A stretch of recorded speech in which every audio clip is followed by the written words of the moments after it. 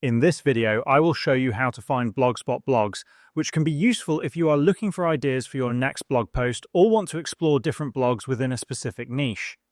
Open any browser on your device and type in search Blogspot site in the search bar, then press enter.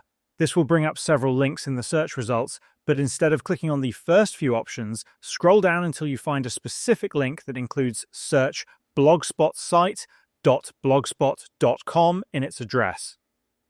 Clicking on this link will take you to a dedicated search page where you can browse Blogspot blogs without being bombarded by unnecessary ads or unrelated content.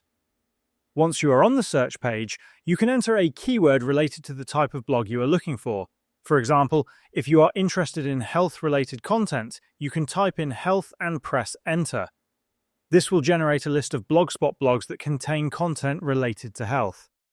If you want to narrow down the results further, you can enter a more specific subcategory and then press enter again.